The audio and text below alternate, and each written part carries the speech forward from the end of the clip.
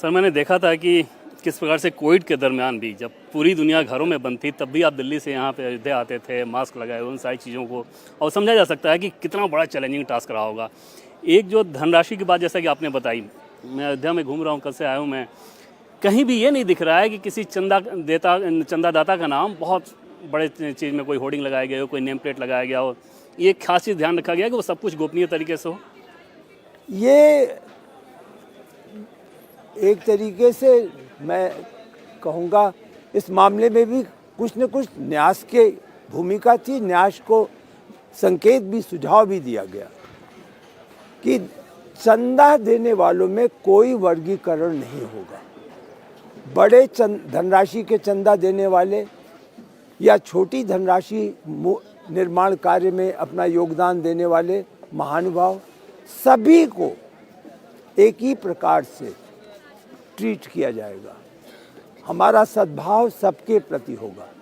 इसीलिए जब अतिथि लोगों की सूचना जिनको बुलाया जा रहा है वह आई कि अतिथि की सूची बनाई जानी है,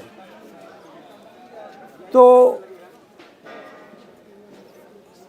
सेक्रेटरी, जनरल सेक्रेटरी और उनके साथ जो एक तरीके से कार्य करने वाले लोग थे प्रमुख, उन सब ने निर्णय लिया कि हम इस धनराशि के आधार पर नहीं करेंगे।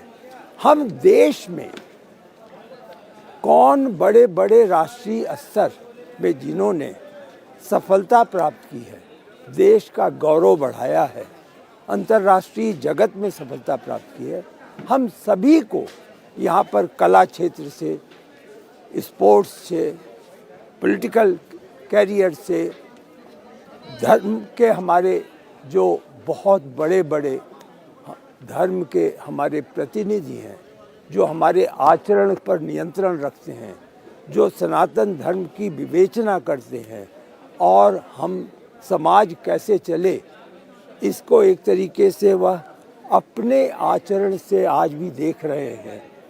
तो ऐसे सभी लोगों को बुलाया जाए। बड़ी बात यह है कि सभी धर्मों के लोगों को आमंत्रित किया गया है। तो जो आपने प्रश्न पूछा ये सही है कि किसी प्रकार का ऐसा वातावरण नहीं बनाया गया है कि जिन्होंने धनराशि अधिक दी हो वो यहाँ पर अधिक स्वागत के पात्र बने। प्रधानमंत्री जी भी ऐसा ही चाहते थे सर जी। ये तो उनका सदैव से मत रहा था कि यह मंदिर सबका होना चाहिए।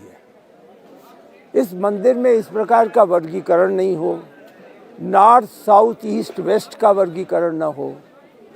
जो उत्तरी भारत से लोग आए केवल वही न समझे कि ये राम हमारे हैं, बल्कि जो दक्षिण भारत से आए, आज आपने पढ़ा होगा, सुना होगा कि वो दक्षिण में गए हुए हैं और दक्षिण की रामायण को वो सुन रहे हैं वहाँ पर। तो इस प्रकार के हमारे जो प्रधानमंत्री जी हैं उनका नेतृत्व स्वाभाविक है, वो परिलक्षित होता है सभी के कार्य प्रणाली में, उसी का ये हिस्सा है।